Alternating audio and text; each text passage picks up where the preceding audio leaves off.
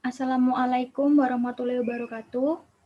Hormat saya kepada Bu Yudiana dan Bu Rati selaku dosen, pengajar, pengantar statistika sosial, ilmu komunikasi. Nama saya Ica Koida Amalia, NPM 2004 3010 263 dari kelas statistika E.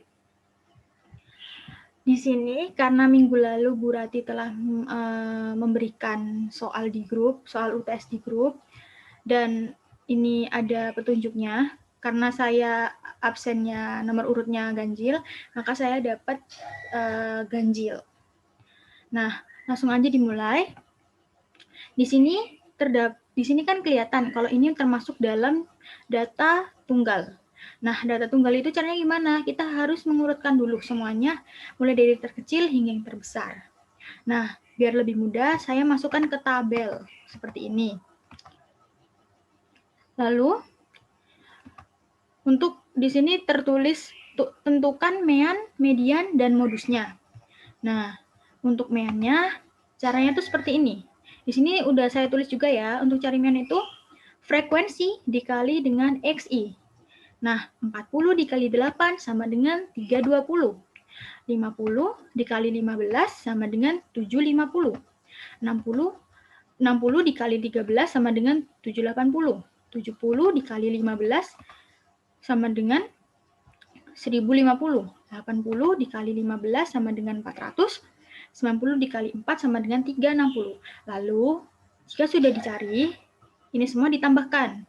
Ditambahkan hasilnya menjadi 3660.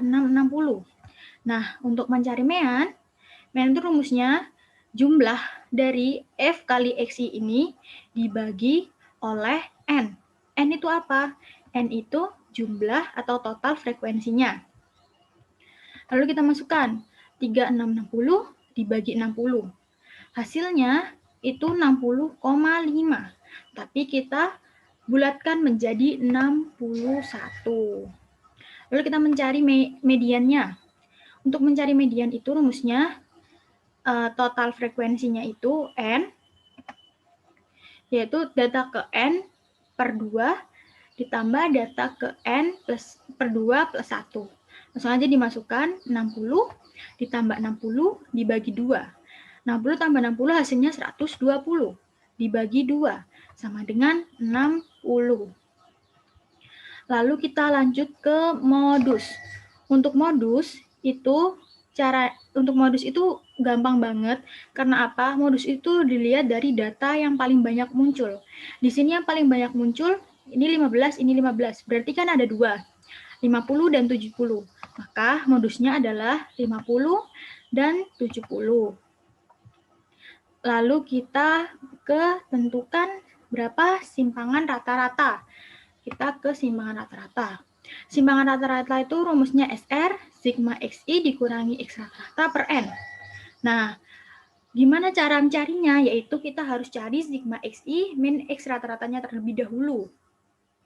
Caranya gimana? Yaitu 40 ini dikurangi dengan XI-nya, X rata-ratanya. X rata-ratanya tadi kan ketemunya 61. Maka 40 dikurangi 61 sama dengan min 21. Seperti ini ya. Terus 50 dikurangi 61, hasilnya min 11. 60 dikurangi 61, min 1.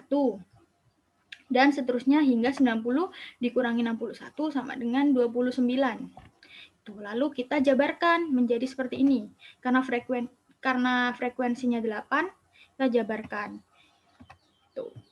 Ini nggak usah dilihat ya minusnya, karena kan ini dijumlah. Jadi minusnya dihilangin. Itu kita jumlah, hasilnya adalah 692. Nah, kita balik ke rumus ulang. SR sama dengan sigma XI dikurangi X rata-rata per N.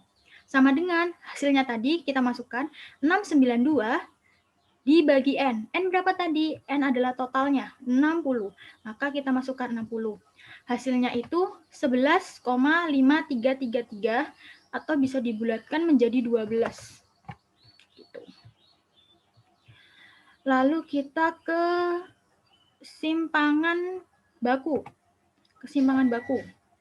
Rumus simpangan baku yaitu S sama dengan akar sigma XI dikurangi X rata-rata pangkat 2 per N.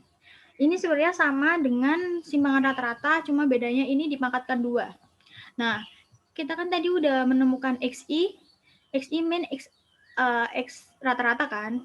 Jadi caranya 21 dipangkatkan 2. Ini 21 dipangkatkan 2 hasilnya 441. 11 dipangkatkan 2 menjadi 121. 1 dipangkatkan 2 tetap jadi 1. Hingga 29 dipangkatkan 2 hasilnya 841. Lalu kita masukkan dijabarkan.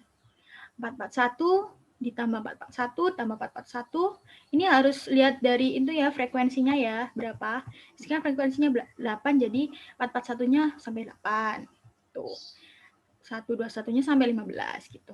Itu ditambahkan. Semuanya ditambahkan lalu hasilnya ketemunya 11740. Lalu kita masukkan ke rumus ulang.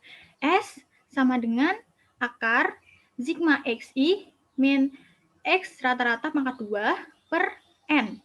Jadi, kan udah ketemu. Maka 11740 dibagi N-nya berapa? 60 dibagi 60. Sama dengan, karena bisa aja gini, 195,66 itu ya, lalu diakarkan hasilnya 13,95509. Itu bisa, tapi karena saya ingin lebih mudah aja, itu bisa juga gini. Ini kita bagi dulu, kan hasilnya kan ini, tapi saya bulatkan menjadi 196. Nah, akar 196 hasilnya adalah 14. Jadi ini jawabannya sih, boleh gitu. Antara dua ini. Gitu. Lalu kita masuk ke frekuensi. Bentar. Ini harusnya data kelompok dulu. Cara untuk mencari frekuensi, kita harus mengkelompokkan, karena tadi data tunggal, kita harus mengkelompokkan dulu. Jadi data kelompok. Nah, caranya tuh gini. Kita kan udah memasukkan semuanya kan di sini yang tadi di tabel. Nah, caranya itu kita cari ranknya dulu. Rumus rank adalah data terbesarnya adalah 90 dikurangi dengan data terkecil. 90 dikurangi 40 sama dengan 50. Itu untuk ranknya. Lalu kita menghitung jumlah kelas atau banyak ke BK. Itu rumusnya 1 ditambah 3,3 log N gitu. Jadi karena di sini N-nya 60 langsung kita masukkan 1 ditambah 3,3 log 60. Ingat ya, kita harus dikalikan dulu. Jadi log 60 hasilnya itu 17781. Itu untuk log 60-nya ya. Nah, kita harus dikalikan dulu dengan 3,3, jangan ditambah dulu ya, harus dikalikan dulu. Maka 17781. Maaf tadi salah. 11781 ya. Terus dikalikan 3,3. Dikalikan 3,3 hasilnya adalah 5,86. 5,86 ditambahkan 1. 5,86 ditambahkan 1 hasilnya 6,86. Dibulatkan ya menjadi 7. Gitu. Lalu kita menghitung batas panjang interval kelas. Ini, yaitu rumusnya rank dibagi dengan panjang kelasnya. Yaitu 50 dibagi 7 sama dengan 7,142857, tapi dibulatkan ya menjadi 8. Lalu kita buat tabel lagi. Tabelnya itu buat tabel tabel data kelompok. Caranya gimana? Di sini kan 40. Nah, di sini kan panjang interval kelasnya 8 kan? Jadi 40 hingga 48. Tuh. Dan seterusnya seperti 50, 49 hingga 57, 58 hingga 66, 7 hingga 74, 75 hingga 83, 83 hingga 92, 93 hingga 101.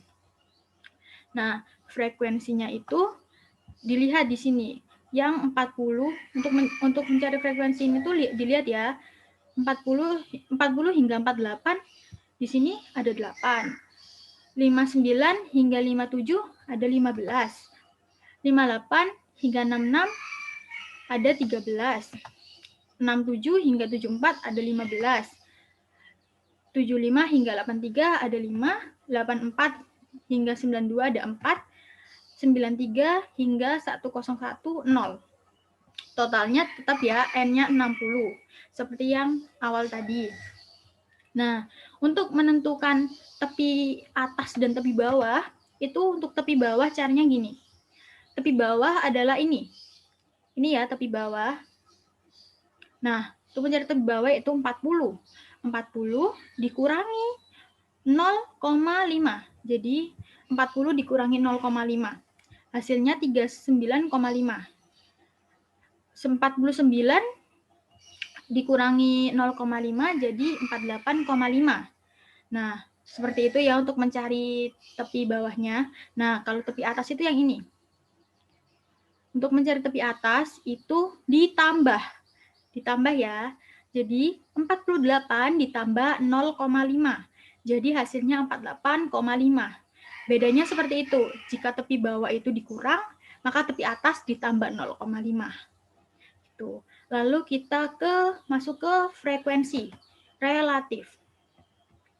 Nah, rumusnya itu frekuensi relatif itu Fi atau frekuensi kelas I dibagi sigma F atau jumlah frekuensinya dikali 100%. Nah, caranya tuh gini. Ini kan 8, ya kan? Nah, Fi-nya kan 8 frekuensinya. Dibagi dengan ini totalnya, atau N-nya 60. 8 dibagi 60. Hasilnya 0,1333. Tapi kita dikalikan 100%, maka hasilnya 13,333%. 50. Nah, ini 15 dibagi 60, hasilnya 0,25.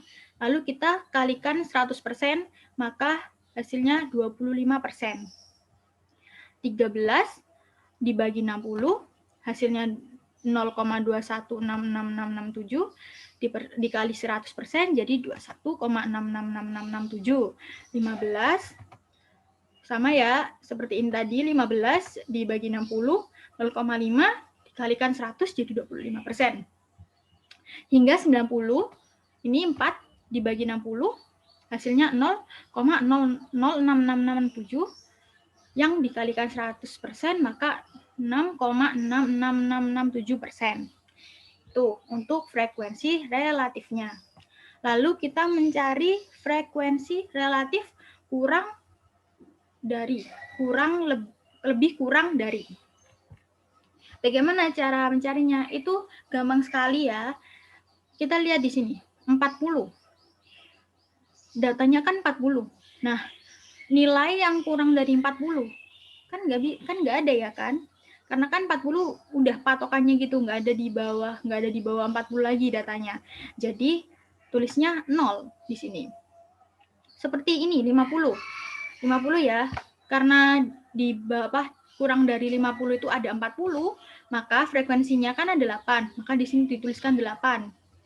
60 ke 60 ya. Nah, kurang dari 60 kan ada 40 dan 50. Maka ini dijumlah 8 dan 15. Hasilnya 23. Sama 70. Kalau kita kurang dari 70 itu ada ini, dan ini. Lalu kita tambahkan ini. Hasilnya ini. Gitu.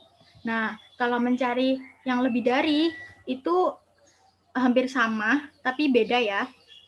Gini, yang lebih dari 40. Berarti yang lebih dari 40 ada ini. Ya kan? Berarti ini ditambahkan. 15 tambah 13 tambah 15 tambah 5 tambah 4. Hasilnya 52. 50. Yang lebih dari 50, berarti ini. 60, 70, 80, 90. Lalu ditambahkan 15 tambah 15, 13 tambah 15 tambah 5 tambah 4. Maka hasilnya 37. Gitu. Lalu kita ke macam diagram. Untuk macam diagram ini kita harus tulis dulu ya nilai dan frekuensinya biar lebih mudah. Ini udah saya tulis semua. Nah, frekuensinya. Nah, caranya itu kita tinggal blok aja. Terus masuk ke insert, lalu ke kolom. Nah, ini kita pilih yang diagram batang gitu. Nanti jadinya kayak gini. Kalau udah. Nah, ini ya. Jadinya kayak gini udah masuk gitu. Langsung diarahin gitu. Nah, untuk diagram lingkaran itu sama. Kita tinggal ngeblok aja, nanti diarahin diagram batangnya. Seperti ini. Jadi nanti tinggal ngelihat desainnya aja gimana gitu untuk melihatnya. Ini bisa diganti ya. Ini udah pattern gitu. Nah, lalu kita ke histogram. Nah, histogram ini tuh harus memakai tepi bawah. Jadi, ingat ya tadi rumusnya tepi bawah, data dikurangi 0,5. Jadi, ini ya tepi bawahnya. Lalu kita masukkan ke, ini kita langsung masukkan aja seperti yang tadi di blok itu. Lalu, histogram kan ini dempet-dempet gitu kan, beda sama diagram batang. Maka di sini kita lihat dissect-nya. Dissect-nya berarti di sini yang ini, yang mepet-mepet gitu. Nah, itu berarti buat histogramnya. Gitu. Lalu ke poligon. Untuk poligon itu sama, kita blok dulu, lalu kita nanti diarahkan masuk ke ininya, insert-nya, ke ini line. Nah, lalu kita tinggal pilih desainnya yang pas untuk poligon. Gitu. Nanti ini bisa diatur ya sesuai itu keinginannya gitu. Nah, ini tuh dari histogram, jadi harus mengerjakan histogramnya dulu baru bisa ke poligon. Sudah. Karena soalnya sudah selesai sampai sini, maka terima kasih telah menonton video ini, telah mendengarkan, semoga bisa dipahami dan mudah dipahami gitu. Assalamualaikum warahmatullahi wabarakatuh.